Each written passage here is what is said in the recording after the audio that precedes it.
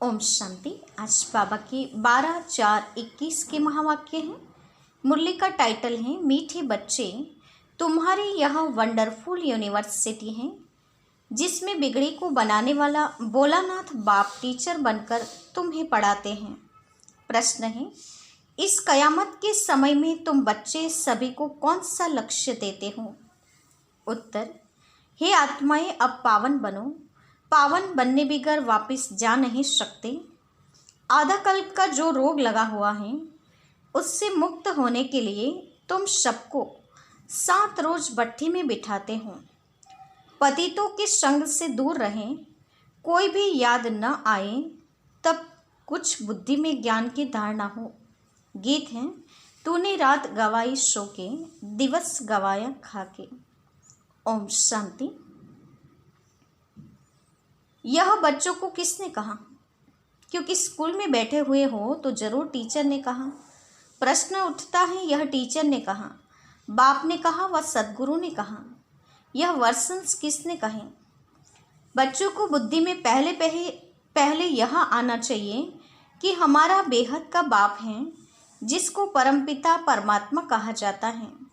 तो बाप ने भी कहा, शिक्षक ने भी कहा, तो साथ साथ सद्गुरु ने भी कहा। यह तुम्हारी बुद्धि में है जो स्टूडेंट हैं और कॉलेज व यूनिवर्सिटी में टीचर पढ़ाते हैं, उनको कोई फादर व गुरु नहीं कहेंगे। यह है भी पाठशाला, फिर यूनिवर्सिटी कहो व कॉलेज कहो, है तो पढ़ाई ना। पहले यह समझना है पाठशाला में हमको कौन पढ़ाते हैं। बच्चे जानते हैं वह निराकार जो सभी आत्माओं का बाप हैं, सर्व का सद्गति दाता है, वह हमको पढ़ा रहे हैं। यह सारी रचना उस एक रचता की प्रॉपर्टी है, तो खुद ही बैठ रचना के आदि मध्य अंत का राज समझाते हैं। तुम बच्चों ने जन्म लिया है बाप के पास। तुम बुद्धि से जानते हो हम सभी आत्माओं का वह बाप है जिसको ज्ञान का सागर नॉलेजफुल कहा जाता है। ज्ञान का सागर है, पतित पावन है, ज्ञान से ही सद्गति होती है। मनुष्य पतित से पावन बनते हैं। अब तुम बच्चे यहाँ बैठे हो और कोई स्कूल में किसको बुद्धि में नहीं रहता है कि हमको ज्ञान सागर निराकार बाप पढ़ा रहे हैं। यह यहाँ ही तुम जानते हो, तुमको ही समझाया जाता है। खास भारत और आम सारी दुनिया में ऐसे कोई भी नहीं समझेंगे कि हमको निराकार परमात्मा पढ़ाते हैं। उनको पढ़ाने वाले हैं ही मनुष्य टीचर। और फिर ऐसा भी ज्ञान नहीं है जो समझे कि हम आत्मा हैं, आत्मा ही पढ़ती हैं, आत्मा ही सब कुछ करती हैं, फलानी नौकरी आत्मा करती हैं इन आर्गन्स द्वारा। उनको तो यह रहता है कि हम फलाना हैं, जट अपना नाम रूप याद आ जाता है, हम यह करते हैं, हम ऐसे करते हैं, शरीर का नाम ही याद आ जाता है, परंतु वह रॉन्ग है। हम तो पहले आत्मा है ना, पीछे यह शरीर लिया है। शरीर का नाम बदलता रहता है, आत्मा का नाम तो नहीं बदलता। आत्मा तो एक ही है। बाप ने कहा, मुझ आत्मा का एक ही नाम शिव है। ये सारी दुनिया जानती है। बाकी इतने सब नाम शरीरों पर रखे जाते हैं। शिव बाबा को तो शिव ही कहते हैं, बस उनका कोई शरीर नहीं दिखाई पड़ता। मनुष्य के ऊपर नाम पड़ता है, मैं फलाना हूँ, हमको फलाना टीचर पढ़ा रहे हैं, नाम लेंगे ना। वास्तव में आत्मा शरीर के द्वारा टीचर का काम करती हैं, उनकी आत्मा को पढ़ाती हैं। संस्कार आत्मा में होते हैं, आर्गन्स द्वारा पढ़ाती हैं, पार्ट बजाती हैं संस्कार अनुसार। परंतु देह पर नाम जो पड़े हैं उस पर सारे धंधे आदि चलते हैं। यहाँ तुम बच्चे जानते हो हमको निराकार बाप पढ़ाते हैं। तुम्हारी बुद्धि कहाँ चली गई? हम आत्मा उस बाप के बने हैं। आत्मा समझते हैं निराकार फादर हमको आकर इस साकार द्वारा पढ़ाते हैं। उनका नाम है शिव। शिव जयंती भी मनाते हैं। शिव तो है बेहद का बाप, उनको ही परमपिता परमात्मा कहा जाता है। वह सभी आत्माओं का बाप है। अब उनकी जयंती कैसे मनाते हैं? आत्मा शरीर में प्रवेश करती हैं, वह गर्भ में आती हैं, ऊपर से आती हैं, यह किसको मालूम नहीं पड़ता। क्राइस्ट को धर्म स्थापक कहते हैं। उनकी आत्मा पहले ऊपर से आनी चाहिए। सतो प्रधान आत्मा आती है, कोई भी विकर्म किया हुआ नहीं है। पहले सतो प्रधान, फिर सतो रजो तमो में आते हैं। तब विकर्म होते हैं। पहले आत्मा जो आएगी सतोप्रधान होने के कारण कोई दुख नहीं भोग सकती। आधा टाइम जब पूरा होता है तब विकर्म करने लगती है। आज से 5000 वर्ष पहले बरोबर सूर्यवंशी राज्य था और सब धर्म बाद में आए। भारतवासी विश्व के मालिक थे। भारत को अविनाशी खंड कहा जाता है और कोई खंड था नहीं। शिव बाबा है बिगड़ी को बनाने वाला। भोलानाथ शिव को कहा जाता है, न कि शंकर को। शिव शंकर एक नहीं है, अलग अलग हैं। ब्रह्मा विष्णु शंकर की कोई महिमा नहीं है। महिमा सिर्फ एक शिव की है जो बिगड़ी को बनाते हैं। कहते हैं मैं साधारण बूढ़े तन में आता हूँ, इसमें 84 जन्म पूरे किए, अब खेल पूरा हुआ। यह पुराना चोला पुराने संबंधी भी खलास हो जाने वाले हैं। अब किसको याद करें? खत्म होने वाली चीज़ को याद नहीं किया जाता है। नया मकान बनता है तो फिर पुराने से दिल हट जाती है। यह फिर है बेहद की बात। सर्व की सद्गति होती है, अर्थात रावण के राज्य से सबको छुटकारा मिलता है। रावण ने सबको बिगाड़ दिया है। भारत बिल्कुल ही कंगाल भ्रष्टाचारी है। लोग भ्रष्टाचार समझते हैं करप्शन, एल्ट्रेटेशन को, चोरी ठगी को, परंतु बाप कहते हैं पहला भ्रष्टाचार है मूल पलिती बनना। शरीर विकार से पैदा होता है, इसीलिए इसको विशेष वर्ल्ड कहा जाता है। सतयुग को वाइसलेस कहा जाता है। हम सतयुग में प्रवृत्ति मार्ग वाले देवी देवता थे। कहते हैं पवित्र होने से विकार बिगर बच्चे कैसे पैदा होंगे? बोलो हम अपनी राजधानी बाहुबल से नहीं योग बल से स्थापन करते हैं, तो क्या योग बल से बच्चे नहीं पैदा हो सकते हैं? जबकि है ही वाइसलेस वर्ल्ड, पवित्र गृहस्थ आश्रम। यथा राजा रानी संपूर्ण निर्विकारी तथा प्रजा, यहाँ है संपूर्ण विकारी। सतयुग में विकार होते नहीं, उसको कहा जाता है ईश्वरीय राज्य। ईश्वर बाप का स्थापन किया हुआ। अभी तो है रावण राज्य। शिव बाबा की पूजा होती है, जिसने स्वर्ग स्थापन किया। रावण जिसने नर्क बनाया, उसको जलाते आते हैं। द्वापर कब शुरू हुआ यह भी किसको पता नहीं है। यह भी समझ की बात है। यह है ही तमोप्रधान आसुरी दुनिया, वह है ही ईश्वरीय दुनिया। उसको स्वर्ग देवी पावन दुनिया कहा जाता है। यह है नर्क पतित दुनिया। यह बातें सभी समझेंगे वही जो रोज पढ़ेंगे। बहुत कहते हैं फलानी जगह स्कूल थोड़ी ही है। अरे हेड ऑफिस तो है ना, तुम आकर डायरेक्शन ले लो, बड़ी बात तो नहीं है। सृष्टि चक्र को सेकंड में समझाया जाता है। सतयुग त्रेता पास्ट हो गया, फिर द्वापर कलयुग यह भी पास्ट हुआ, अभी है संगम युग। नई दुनिया में जाने के लिए पढ़ना है, हर एक का हक है पढ़ना। बाबा हम नौकरी करते हैं। अच्छा, एक हफ्ता ज्ञान ले फिर चले जाना, मुरली मिलती रहेगी। पहले 7 रोज भट्ठी में जरूर कर रहना है। बल 7 रोज आएंगे, परंतु सबकी बुद्धि एक जैसी नहीं रहेगी। 7 रोज भट्ठी माना कोई की भी याद ना आए, कोई से पत्र व्यवहार आदि भी ना हो। सब एक जैसा तो समझ नहीं सकते। यह पतितों को पावन बनना है। यह पतितपना भी रोग है। आधा कल्प के महारोगी मनुष्य हैं, उनको अलग बिठाना पड़े। कोई का भी संग न हो। बाहर जाएंगे उल्टा सुल्टा खाएंगे, पतित के हाथ का खाएंगे। सतयुग में देवताएं पावन है ना, उनके लिए देखो खास मंदिर बनते हैं। देवताओं को फिर पतित छू न सके। इस समय तो मनुष्य बिल्कुल पतित भ्रष्टाचारी है। शरीर विष से पैदा होता है, इसलिए इनको भ्रष्टाचारी कहा जाता है। सन्यासियों का शरीर भी विष से बना हुआ है। बाप कहते हैं पहले पहले आत्मा को पवित्र होना है, फिर शरीर भी पवित्र चाहिए। इसलिए पुराने इम्प्योर शरीर सब विनाश हो जाने हैं, सबको वापस जाना है। यह है कयामत का समय, सबको पवित्र बन वापस जाना है। भारत में ही होलिका मनाते हैं। यहाँ 5 तत्वों के शरीर तमोप्रधान हैं। सतयुग में शरीर भी सतोप्रधान होते हैं। श्री कृष्ण का चित्र है ना। नर्क को लात मारना होता है, क्योंकि सतयुग में जाना है। मुर्दे को भी जब स्मशान में ले जाते हैं तो पहले मुंह शहर तरफ, पैर शमशान तरफ करते हैं। फिर जब स्मशान के अंदर घुसते हैं तो मुंह स्मशान तरफ कर लेते हैं।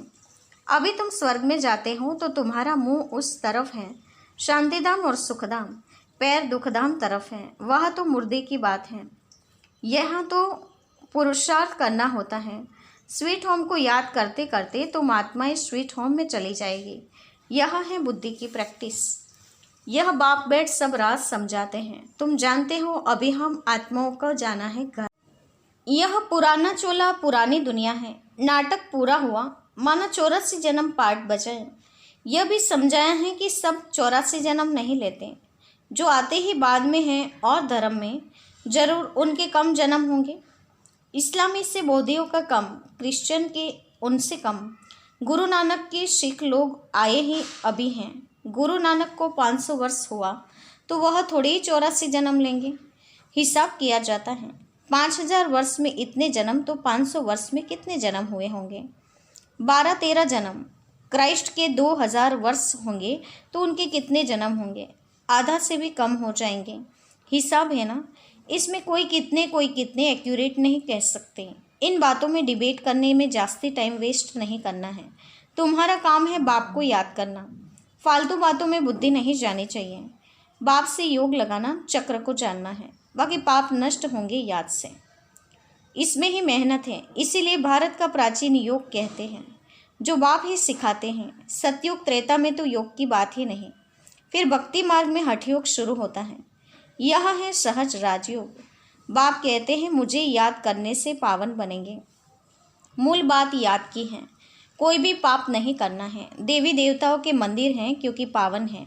पुजारी लोग तो पतित हैं। पावन देवताओं को स्नान आदि कराते हैं। वास्तव में पतित का हाथ भी नहीं लगना चाहिए। यह सब है भक्ति मार्ग का रस्म रिवाज। अभी तो हम पावन बन रहे हैं। पवित्र बन जाएंगे तो फिर देवता बन जाएंगे। वहाँ तो पूजा आदि की दरकार नहीं रहती। सर्व का सद्गति दाता है ही एक बाप। उनको ही भोलानाथ कहते हैं।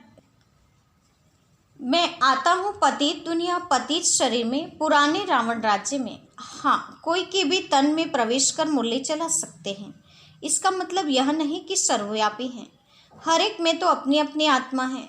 फॉर्म में भी लिखवाया जाता है तुम्हारी आत्मा का बाप कौन है, परंतु समझते नहीं हैं। आत्माओं का बाप तो एक ही होगा। हम सब ब्रदर्स हैं, फादर एक हैं। उनसे वर्षा मिलता है जीवन मुक्ति का। वही लिबरेटर गाइड हैं। सभी आत्माओं को ले जाएंगे स्वीट होम में। इसीलिए पुरानी दुनिया का विनाश होता है।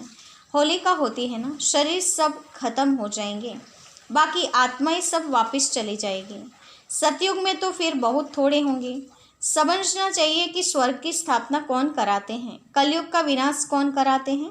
सो तो क्लियर लिखा हुआ है। कहते हैं मिचरा दूर दुराए, प्यार करो तो प्यार मिलेगा।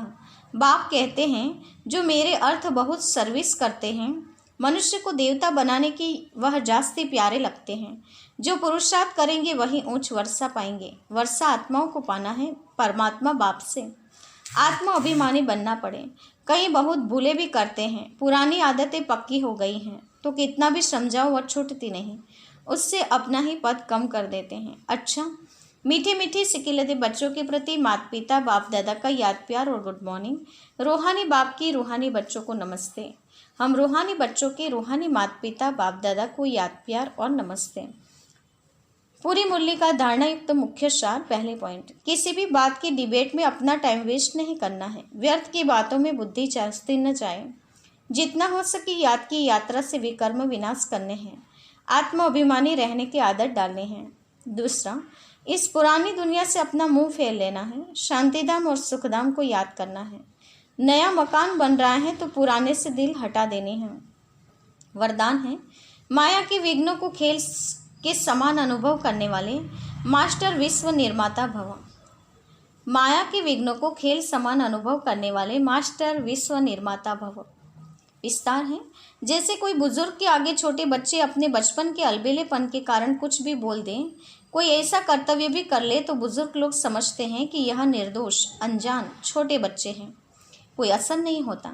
ऐसे ही जब आप अपने को मास्टर विश्व निर्माता समझेंगे तो यह माया के विघ्न बच्चों के खेल समान लगेंगे। माया किसी भी आत्मा द्वारा समस्या, विघ्न या परीक्षा पेपर बनकर आ जाए तो उसमें घबराएंगे नहीं, लेकिन उन्हें निर्दोष समझेंगे। स्लोगन है, स्नेह, शक्ति और ईश्वरीय आकर्षण स्वयं में भरो तो सब सहयोगी बन जाएंगे। स्नेह, शक्ति और ईश्वरीय आकर्षण स्वयं में भरो तो सब सहयोगी बन जाएंगे। आज के मुख्य पॉइंट से आज विशेष बाबा ने हम बच्चों को बताएं, ये ऐसी एक वंडरफुल यूनिवर्सिटी है जिसमें बिगड़ी को बनाने वाला भोलानाथ बाप टीचर बनकर पढ़ा रहे हैं। कयामत के समय में सभी को पावन बनने का लक्ष्य रखना है, वापस घर जाना है, ये लक्ष्य को सामने रखें। आधा कल्प से जो रोग लगा है उसे मुक्त होने का अभ्यास करें। उससे मुक्त होने के लिए बाबा ने विधि बताई है। 7 रोज भट्ठी में बैठूं, पतितों के संग से दूर रहूं और कोई भी देहधारी की याद बुद्धि में न आए तो ज्ञान की धारणा भी हो सकती है। 7 रोज भट्ठी में बैठकर फिर बाबा ने कहा कहीं भी जाकर पढ़ सकते हैं। बुद्धि में ज्ञान ठहर जाना चाहिए। पुरानी पतित दुनिया से अभी दिल हट जानी चाहिए। ये 84वां अंतिम जन्म है जिसमें बाबा ने कहा तुम बच्चों को अभी एक खेल पूरा करके पुराना चोला छोड़ के पुराने संबंध खलास हो जाने हैं, इसीलिए एक बाप को बुद्धि में रखना है। ख़त्म होने वाली चीज़ों को तो याद नहीं किया जाता, जो अविनाशी चीज़ है उनसे प्यार करो, उनको याद करो। रावण ने सारा खेल बिगाड़ दिया है, अभी बिगड़ी को बनाने वाला शिव भोलानाथ आया हुआ है।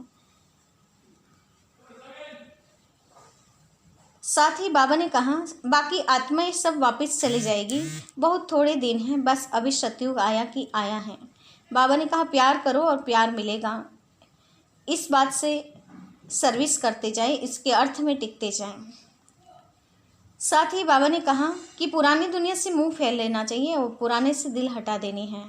शांतिधाम और सुखधाम को बुद्धि में रखना है और माया के विघ्नों को खेल समझकर मास्टर विश्व निर्माता बन जाना है। सबको निर्दोष समझना है। कोई भी परीक्षा समस्या विघ्न आए तो उसे पेपर समझकर पार कर लेना है, खेल समझकर खेल लेना है।